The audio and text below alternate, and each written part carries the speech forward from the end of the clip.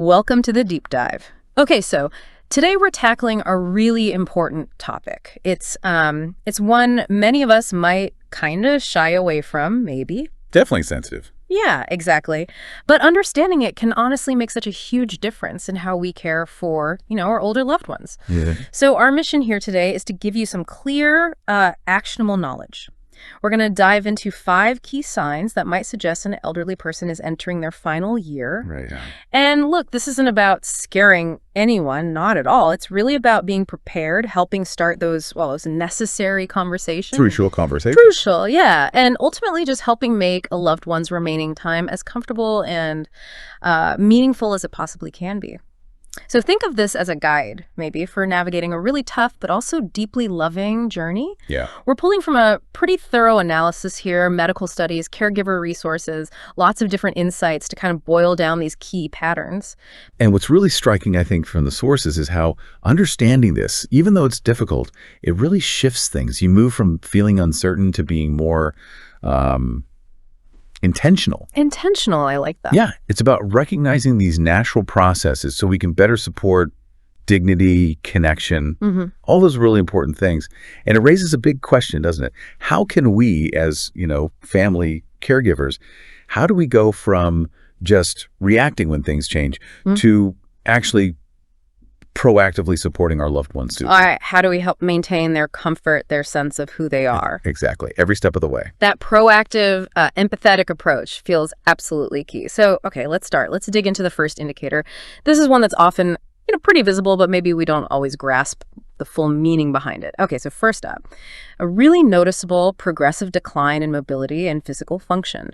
And like we said, this isn't just the usual slowing down that happens with age. It's a much bigger, faster shift in what someone's physically able to do. The main thing to watch for is a clear, sort of consistent drop in their ability to do those basic everyday things, activities of daily living, ADLs they call them. Right, the ADLs, like bathing, dressing. Exactly. Getting out of a chair, out of bed, even just walking across the room. Those fundamental tasks. Now, at first, these changes can be really subtle, almost sneaky.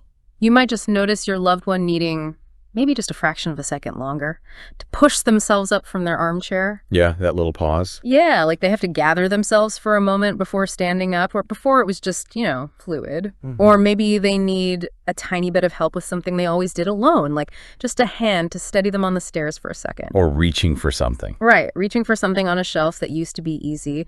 These little things, they seem small, right? And it's easy to just brush them off as, oh, they're just getting older.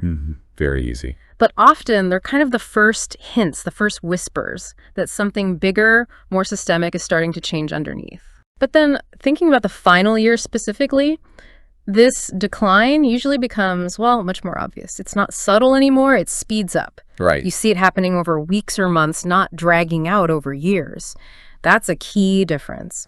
You might notice them spending a lot more time just, lying in bed or sitting in a chair. Becoming much more sedentary. Yeah, and showing a real reluctance, almost an aversion to moving around the house, even just short trips, like to the kitchen. It's not just about wanting to rest. It often feels like the effort of moving is just too much. And their need for help with those basic ADLs, it can really ramp up. Maybe they go from showering mostly okay on their own to needing full help. Or with dressing or feeding themselves even. Exactly. Or like they used to cook simple meals and now they just can't safely use the stove anymore. Their walk might get unsteady too, right? Like shuffling instead of taking clear steps. Yeah, that gait change is very common. Shuffling, unsteadiness. And they might talk about feeling just profoundly weak or tired, even after doing almost nothing physical, like just walking across the room. And that physical decline, it really is more than just muscles getting weaker, although that's definitely part of it. Right. What's really going on often is a kind of systemic slowdown. Multiple body systems are involved. It's like a chain reaction. Okay. So the heart, the cardiovascular system, it might not be pumping blood quite as effectively. Okay. Which means less oxygen, fewer nutrients are getting to the muscles, the organs. And that makes any effort feel much harder, leading to that deep fatigue you mentioned. Got it. And then the respiratory system, breathing. That might be working harder too, just to get enough oxygen. Yeah. So you might see shortness of breath or just that constant tiredness. And then, yeah, the muscles and joints themselves are also just, experiencing more wear and tear, deteriorating faster. So it's this complex interaction, all these systems impacting each other. It's not just one thing going wrong in isolation. That makes so much sense thinking about it as interconnected systems. And this slowdown, it often leads to something healthcare folks call the cycle of deconditioning. Could you unpack that a bit for families? Yeah, absolutely. The cycle of deconditioning, it's a tough one because it feeds itself. It's a downward spiral. Okay. It starts when someone's less active, right? Maybe because moving is harder or uncomfortable. Well, that lack of activity directly causes more muscle weakness and lowers their overall stamina. Right. Use it or lose it, kind of. Exactly. Yeah. But then this increased weakness makes them even less likely to be active because now it feels even harder. Yeah. Or they just don't have the energy or desire. Ah, I see the cycle. Yeah. So less movement leads to more weakness, which leads to even less movement. It's a really hard cycle to break. And for families, this is where it gets really tricky. How so? Well, you want to help, obviously. You need to ensure they're safe and comfortable. But if you help too much, you might unintentionally take away the few opportunities they have left for independence. Right. You could actually speed up the cycle. You could. So it's about finding this really delicate balance, encouraging them to do even small things for themselves, if they can safely manage it, to help preserve their dignity and maybe slow that cycle down a bit. But you also have to make sure they're not at risk. It takes really careful observation, a lot of empathy, and adjusting care almost day by day sometimes. That's such a critical point, especially when we're trying to figure out if this is different from just, normal aging. We all expect to slow down eventually, right? We do. And the key thing that suggests this mobility decline might signal something more, like entering the final year, is both the speed it happens at and how significant the changes are. Okay, speed and significance. Yeah. While everyone gradually slows down over years, the kind of decline we're talking about here is noticeably rapid. It happens over weeks or months, not years. Right. And it's almost always happening alongside other system changes, the kinds of things we'll talk about next. It's a distinct, accelerated process, not just the gentle slope of typical aging. And medically, how do doctors approach this? Well, earlier on, things like physical therapy or occupational therapy can be hugely helpful. They focus on strength, balance, keeping function going. Right, trying to slow it down. Exactly. Right. But when someone is really in that final year phase, the focus often has to shift. It becomes less about trying to regain lost function and more about maintaining what's left, maximizing comfort, and really importantly, adapting the environment. Adapting the environment. Yeah. Making sure the home is safe, preventing falls, ensuring dignity. So the goal changes from improvement to maintenance and comfort. And it's really vital for families to talk openly with the healthcare team about this shift to understand, is this something we can still work on improving? Or is this part of a natural progression where comfort is now the absolute priority? That distinction feels huge. So what's the practical takeaway for families, for you, the listener, when you start seeing this rapid physical decline? Yeah, for you, the caregiver, noticing this kind of rapid decline, especially if you suspect it might be within that final year time frame, it really acts as a crucial wake-up call. It's the signal to start having those really essential, sometimes very difficult conversations, talking about care preferences, living arrangements, future planning, things that maybe got pushed aside before. Understandably. Understandably, yes. But now's the time. Practically, it means really looking at the home environment. Can we make it safer? Install grab bars, clear pathways, maybe look into mobility aids? Right. Fall prevention becomes critical. Absolutely critical. Falls can be devastating at this stage. And it also means thinking about arranging the right level of care. Does this mean more help at home, exploring respite care options, or even considering different living situations if needed? Ultimately, it's about shifting into this proactive support mode, prioritizing safety, safeguarding their dignity, trying to enhance their quality of life as much as possible, rather than, being caught unprepared by the changes. Okay, so moving on from how the body moves, let's talk about something equally fundamental, how it sustains itself. Nourishment. The second key sign involves pretty significant changes in appetite, eating habits, and often quite noticeable weight loss. And again, this isn't just about suddenly becoming a picky eater or having an off day. No, it's deeper than that. Yeah, it points to a really profound shift in the body's basic relationship with food. It's about how it processes nutrition, how it maintains itself, and that process is changing in a big way, usually beyond just small ups and downs, like the mobility changes. The first signs here can be subtle too, right? Maybe easily missed. They can be. You might just notice that foods they used to absolutely love, maybe that signature dish they always requested or cooked, just doesn't seem appealing anymore. Yeah, loses its magic. Exactly. Or they only eat a few bites of a meal that would have normally finished completely, leaving most of it on the plate. The sources mentioned an example, an older woman who loved hosting Sunday dinners. Towards the end, she'd just sort of look at the food, the same dinners she used to make with such joy, and barely touch them. It's that sustained fundamental change we're looking for. Yeah. And as this goes on, especially in the final year, it really signals that multiple organ systems are working much less efficiently. And the obvious result is often that steady, sometimes quite dramatic, weight loss. Yeah, it becomes undeniable. You start seeing clothes that used to fit fine now look consistently loose. Their face might look thinner, more gaunt maybe. Cheekbones more prominent. Right. And their whole frame just seems smaller, more fragile than it did even just a few months before. And it's crucial to remember, this isn't like they're dieting, it's involuntary. It's the body changing. Exactly. And there's a term healthcare providers often use for this overall decline, especially in older adults: failure to thrive. Failure to thrive, okay. Yeah, and it's not just about the weight loss itself. It really describes this broader picture. Yeah. The body's decreasing ability to keep itself nourished, to maintain its basic functions. And understanding why this happens is key. There are complex physiological things going on. Like what specifically? Well, for one, the whole digestive system starts to slow down quite a bit. So breaking down food, absorbing nutrients, it all becomes less efficient. And that can sometimes cause discomfort, maybe nausea. At the same time, the senses of taste and smell often diminish quite significantly. Right, so food just doesn't taste as good. Exactly. You can taste bland or just less appealing, maybe even unpleasant sometimes. And maybe most importantly, the body's own hunger signals get weaker, they get altered. That basic drive to eat just isn't as strong. The body isn't asking for food in the same way? Precisely. And on top of that, the body's energy needs are actually changing. It's kind of shifting into an energy conservation mode. Right. It's prioritizing just the essential functions, so it actually requires fewer calories. Yeah. And then, of course, underlying medical conditions can play a role too, things that make chewing or swallowing difficult or painful. Dysphagia, right, difficulty swallowing. Exactly. Dysphagia, that can be a big factor. So it really marks this major shift where the body goes from actively working to stay robust to just trying to conserve its limited energy for survival. That helps paint the internal picture. So beyond just not feeling hungry, are there specific eating habit changes that families might notice? Oh, definitely. Besides the difficulty swallowing we just mentioned, you might hear them complain frequently that foods taste different, strange, bland, unpleasant. You often see a real drop in their interest in eating socially.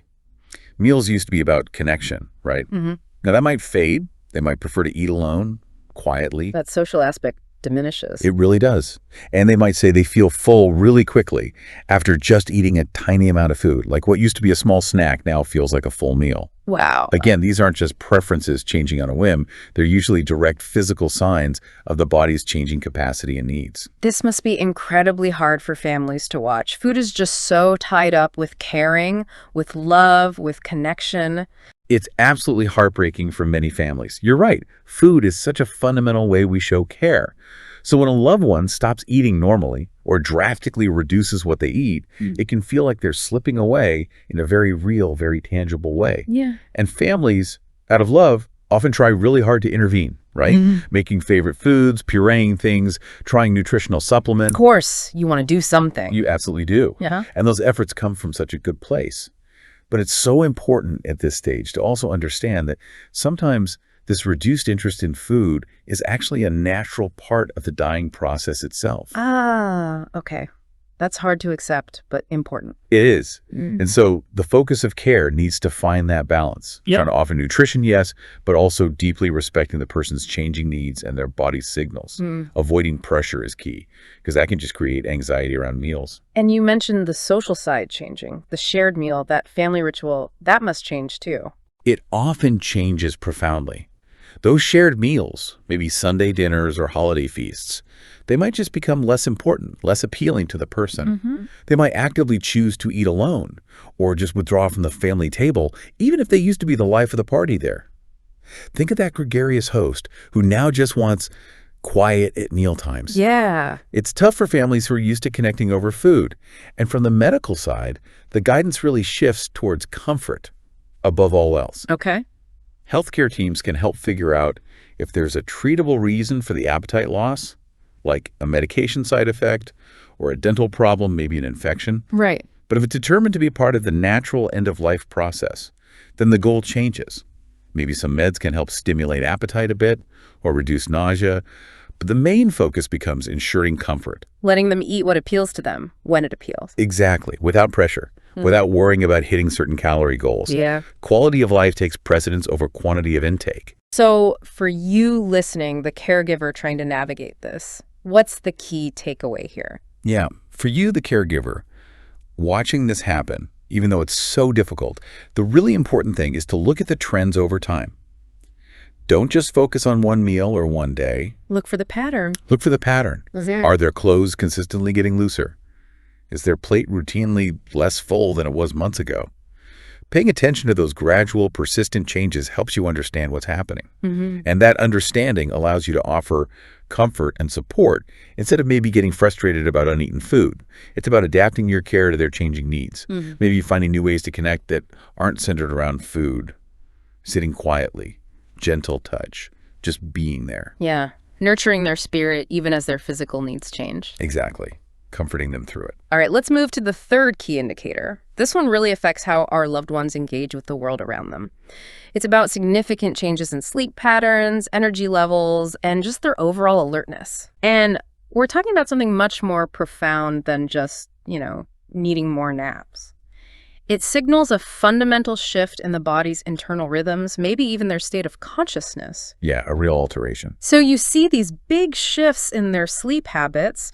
Sometimes they might start sleeping a lot more than usual, really long stretches at night, plus long naps during the day. Increased sleep duration, yeah. Or it could be the opposite. Maybe their sleep gets really disrupted, they're awake at odd hours, seem restless, can't get comfortable. Right, go either way. Fragmentation. Exactly. Think about someone who was always an early riser, suddenly sleeping late into the morning, or someone who never napped, ever, now needing several naps just to get through the day.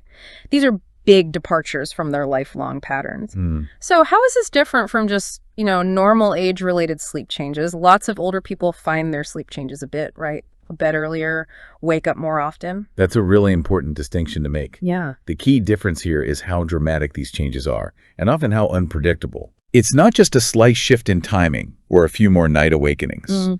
This suggests the brain and the nervous system are actually functioning differently. The body's internal clock, its energy regulation, it's all significantly altered. Got it. And what often becomes really noticeable is something called increased somnolence. Somnolence. Yeah, basically sleepiness or drowsiness. Yeah. In this final year phase, people often spend much, much more time either actually asleep or in this kind of very drowsy, almost semi-conscious state. And even when they're technically awake, there's often a big difference in their alertness, how engaged they seem. Right. They might seem kind of disconnected, slower to respond. Exactly. They might seem to drift in and out of attention during a conversation. It's not just a brief moment of tiredness. It's a more sustained state of reduced awareness. So those lively chats you used to have, they become much harder work for both of you. They really do.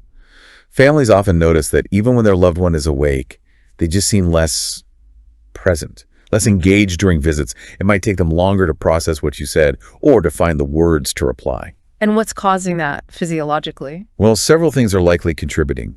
The brain itself might be working less efficiently, maybe due to reduced blood flow or changes at the cellular level, or just the overall impact of other illnesses. Okay. Medications can also play a big role, especially things used for pain or anxiety. They can definitely affect alertness. Right. But also, critically, this increased need for sleep can be the body's own natural strategy. It's trying to conserve its dwindling energy reserves. Saving energy for essential functions. Precisely. Diverting resources inward rather than spending them on external interaction. In a way, it's protective. And this often signals that shift we talked about, moving from being an active participant in the world to being more passive, more observational. Less interested in activities, maybe. Content just sitting quietly. Yeah, often. It can seem like they're living more in an internal world, less tuned in to what's happening around them. And what about their internal body clock? Those circadian rhythms, do they get thrown off too? Oh, absolutely. Very frequently. Mhm. That internal clock that tells us when to sleep and wake up, it often seems to be running on a completely different schedule. So more disruptions at night. Yeah, you often see more fragmented sleep, restlessness during the night, maybe increased confusion when it's dark. Right. And this is often when that phenomenon called sundowning becomes more pronounced. Sundowning, yeah. More confusion or agitation later in the day. Exactly. As daylight starts to fade, late afternoon, early evening, you might see a noticeable increase in confusion, restlessness, or agitation. It's quite common. That sounds incredibly challenging for families. Worrying about whether they're resting properly and also dealing with that sense of withdrawal. It is very challenging. Families worry a lot. Are they getting enough sleep? Is it quality sleep? And you're right, these changes, the increased sleep, the decreased alertness, it does feel like a kind of gradual withdrawal from shared moments, from easy communication. And that can bring up a lot of sadness and a sense of loss for loved ones. Medically speaking, while doctors might try things adjusting medications, changing the environment slightly to manage the disruptions, the main focus in the final year usually shifts again. Towards comfort. Towards comfort, yes. And allowing the person's natural rhythms to guide their schedule, rather than trying to force them back into old patterns. It's important to recognize that this increased sleep might actually be serving a purpose. Protecting them, you mean? Yeah, protecting them by conserving energy and maybe even reducing distress they might feel if they were fully aware of physical discomfort or anxieties. It can be the body's way of providing a kind of gentle buffer during this final stage. So the core message here for families, for you, the listener, trying to cope with these changes. Yeah, for you, the caregiver, understanding that these really big shifts in sleep and alertness are often a natural, expected part of this final year. That understanding can really help you adjust your own expectations. Okay. It becomes about finding new ways to connect, new ways to offer comfort that work within these new limits. So maybe not pushing for long conversations. Exactly. Maybe it's more about just being there quietly, offering a gentle touch, holding their hand. Simple presence can be incredibly powerful. Right. It's about adapting your approach with compassion, respecting their need for rest, honoring their new rhythm, and really cherishing those moments of connection you do get, however brief or subtle they might seem. Okay, sign number 4. This one can feel really personal, and it's often, I think, quite misunderstood by families. It's about increasing social withdrawal and just a noticeable drop in interest in activities, in relationships, in things that used to bring them joy. Yeah, this one hits close to home for many. And it's not just, being in a bad mood for a day or two. It's more fundamental than that. It's a progressive shift in how they relate to the world outside themselves, putting less energy into those external connections. A real turning inward. Yeah. And again, it might start subtly. You might just notice them turning down invitations they'd normally jump at. Or just seeming less enthusiastic about visitors. Right. Less excitement when friends or family are coming over, or you might see them losing interest in hobbies that used to be really important to them, gardening, reading, watching certain shows, whatever it was that used to really engage them. Yeah, those things that define them. Exactly. The sources had examples like the passionate gardener just not feeling inclined to go out and tend the plants anymore, or the person who always had a book on the go suddenly leaving them unread. These activities that were part of their identity just don't hold the same pull. And as this progresses into the final year, the withdrawal usually becomes much clearer, more consistent. It's not just a mood swing or feeling a bit down. It feels like a deeper change. You might find phone calls get shorter, less frequent. They seem less enthusiastic when people visit. They might even say that social interactions feel tiring now, when those same interactions used to energize them. Yeah, they might express that it takes too much energy. And they might stop initiating contact themselves, right? Relying more on others to reach out and maintain the connection. Their interest in bigger things might fade too. Family events, holidays, even keeping up with the news if that was something they always did. And looking at this more broadly, this withdrawal isn't always clinical depression, although that's definitely something to be aware of and get checked out if you suspect it. Right. But very often, what we're seeing is this natural turning inward that happens as people get closer to the end of life. Those external things, relationships, activities, they become less central. The focus shifts more towards internal reflection, contemplation, maybe a kind of quiet preparation. Yeah, perhaps processing life experiences, thinking about mortality. Or maybe it's simply that engaging socially just demands too much energy, physically and emotionally, than they really have available. It's a common and often quite necessary psychological part of the dying process for many. A quiet retreat. Yeah. And you see this reflected in how they communicate, too. They might talk less in conversations, take longer to answer questions. Seem like they're listening, but maybe not fully taking it in. Exactly. Or, like you said, they stop being the ones to call or reach out. And even things like spiritual or religious life might change, maybe attending services less, participating less actively, or perhaps expressing different spiritual thoughts or needs than they did before. This sounds incredibly tough for families to experience. It must feel like they're being pushed away, even if that's not the intention. It is extremely difficult, and you've hit on a key point. Families often really struggle with this. They want to stay connected, they want to offer support, but it can feel like their loved one is pulling back from these really core relationships. And it's so important for families to try and understand the why behind it. In most cases, it is absolutely not a rejection of the people they love. Okay. It's usually much more about conserving that very limited energy and a real shift in their internal priorities. They might be deep in thought, processing their life, facing their mortality. Social interaction just becomes too demanding. And it raises that tough question again, doesn't it? How do we balance our need to connect with their need for quiet, for space? Right. Healthcare professionals often talk about this withdrawal in terms of anticipatory grief. Anticipatory grief. Yeah. The idea is that the elderly person is, on some level, beginning to grieve the end of their own life, the loss of their relationships. And this gradual disengagement can be a way of preparing themselves, and maybe others, for that final separation. It's a kind of emotional bracing, perhaps. Wow. That puts a different perspective on it. Is this withdrawal always constant, though, or can there be good days and bad days with it? Oh, it could definitely fluctuate. That's another layer that makes it hard. You might have periods where they seem to need or want more connection, they engage a bit more, and then that might be followed by days where they clearly prefer solitude, retreating inward again. So it requires a lot of flexibility from the caregiver. Immense flexibility, yes. Patience, understanding. It's about being there, being ready for those moments when they do want to connect, however fleeting they might be, but also respecting their need for space when they withdraw. So for you, the caregiver, trying to navigate this very personal shift, what's the most helpful mindset? Yeah, for you, the caregiver, flexibility, deep understanding, and just enormous patience are really the keys here. It means you might need to shift your expectations. Okay. Moving away from expecting constant active social engagement and towards just offering a loving presence.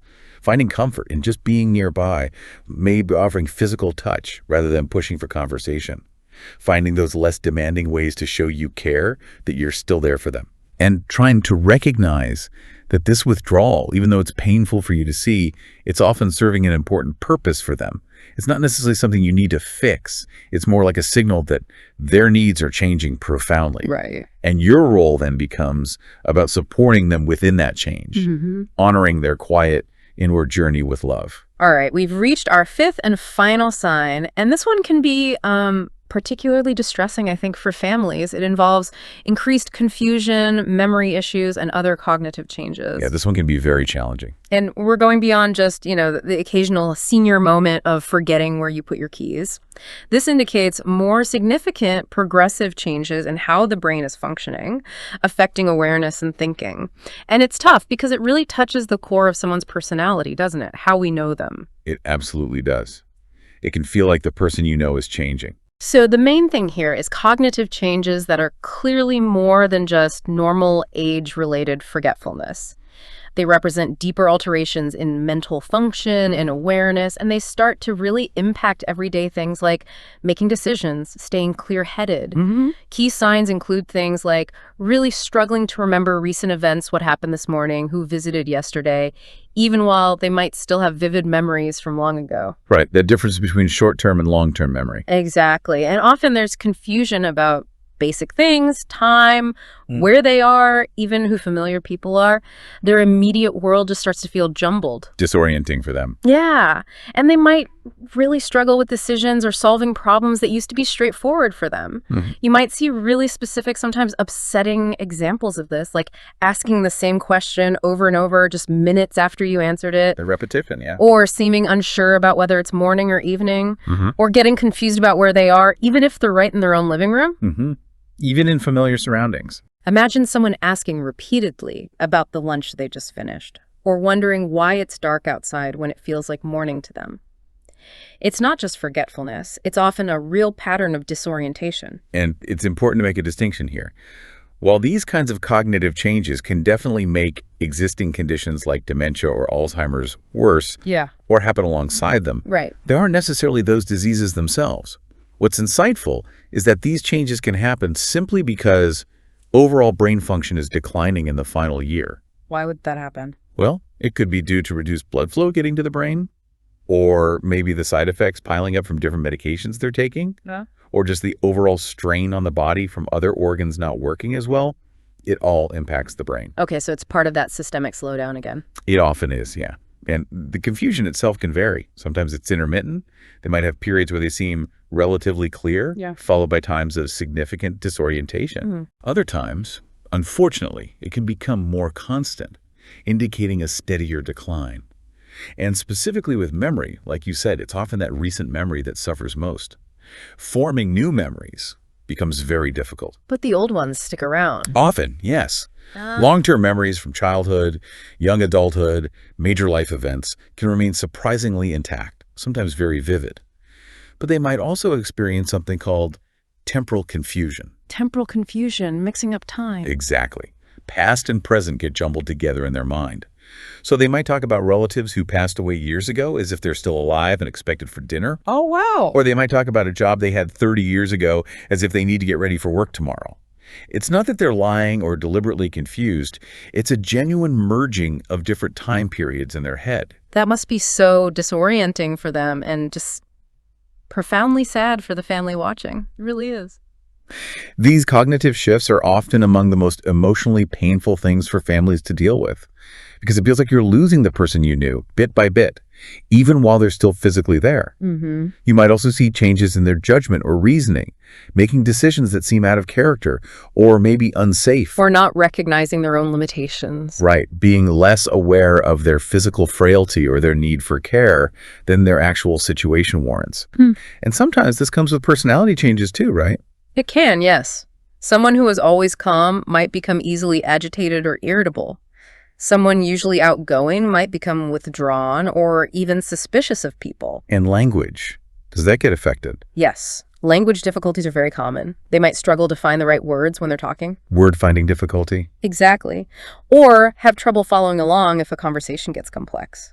They might visibly struggle to get their thoughts out clearly, even if it seems like they understand what you're saying. And like the other signs, this can fluctuate too, worse at certain times. Definitely. Cognitive function often fluctuates.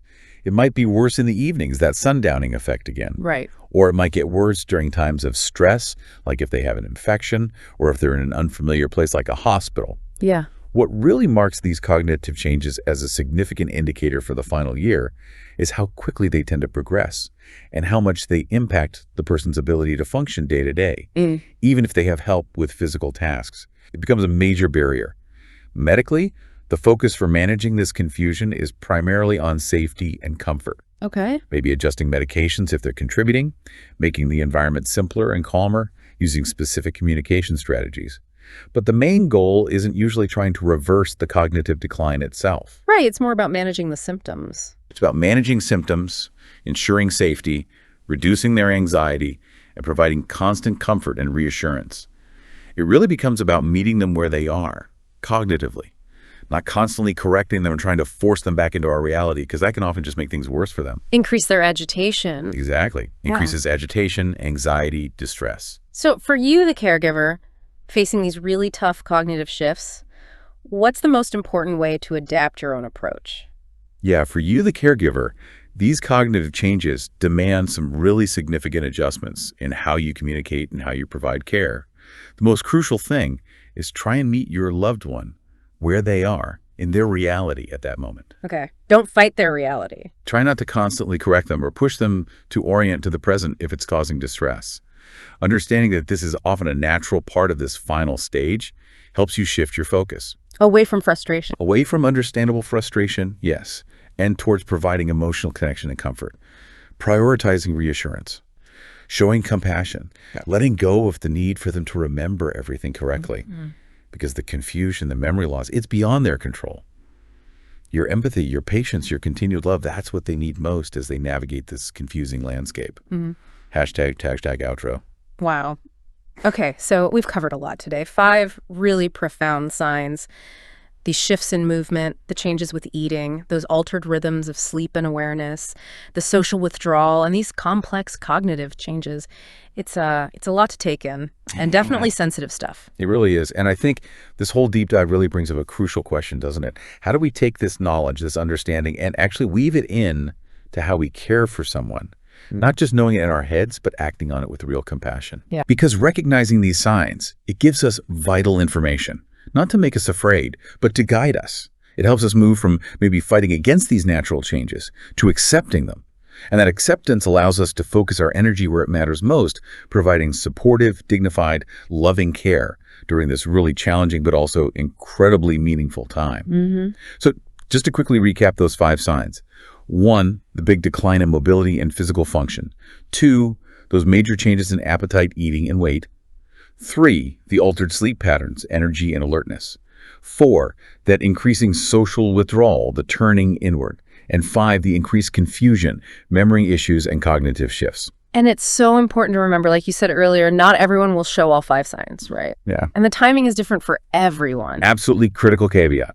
Everyone's journey is unique. For some people, these changes might happen gradually over many months. For others, it might be much faster. There's no single script. And that's exactly why having good support systems in place is just essential. You really can't overstate how important it is to work closely with the healthcare team. Doctors, nurses, social workers, and especially, if and when the time is right, getting hospice or palliative care professionals involved. Yeah. These experts, they really understand this phase of life. They can guide complex decisions, manage symptoms effectively, and offer support not just for the physical needs, but for the emotional and spiritual needs too, for the person and for the whole family. Hospice and palliative care, they specialize in comfort, right? They specialize in comfort and quality of life, exactly. Their whole focus shifts away from trying to cure or reverse things, and towards making the time that's left as good, as comfortable, and as meaningful as possible. They're experts in symptom management, emotional support, and navigating family dynamics during this really tender time. So the goal of care really changes in this final year. It fundamentally shifts. It's no longer about fixing things or preventing the inevitable. It becomes about ensuring comfort above all else, maintaining dignity fiercely, preserving those important connections for as long as you meaningfully can, and actually creating opportunities for positive experiences, for closure, for saying what needs to be said, both for the person dying and for their loved ones. So practical steps for families might include things like, having those brave conversations about end-of-life wishes, making sure practical things like legal documents, financial affairs are in order that can relieve a lot of stress later. right. Making time for quality time together, whatever that looks like now, even if it's just sitting quietly together. And definitely exploring hospice or palliative care services sooner rather than later to understand what they offer. And this is also a reminder for the caregivers themselves, isn't it? For you listening. Oh, absolutely. A huge reminder. Caring for someone in their final year is incredibly demanding, emotionally, physically, spiritually. It is so vital for you, the caregiver, to actively seek support for yourself, to look after your own health, to accept help when people offer it. Don't try to be a superhero. You can't pour from an empty cup. You really can't. Your own strength, your own well-being are essential tools for providing that loving, compassionate care your loved one needs and deserves. Taking care of yourself isn't selfish. It's necessary. So for you listening, these signs we've talked about, they're a guide, a way to understand, maybe anticipate what might be happening. Every journey is unique, but the most important thing you can offer is simply love, support, and your presence during this incredibly significant time for them and for you too. It requires immense patience, boundless compassion, and that willingness to adapt. And maybe a final thought to leave you with. Understanding these signs helps us move towards acceptance, maybe away from some of the fear, What new ways might we find to connect? What deeper meaning, maybe even moments of quiet celebration, can we discover in these final chapters? How can we use this understanding to build a legacy of love that really honors them right to the very end?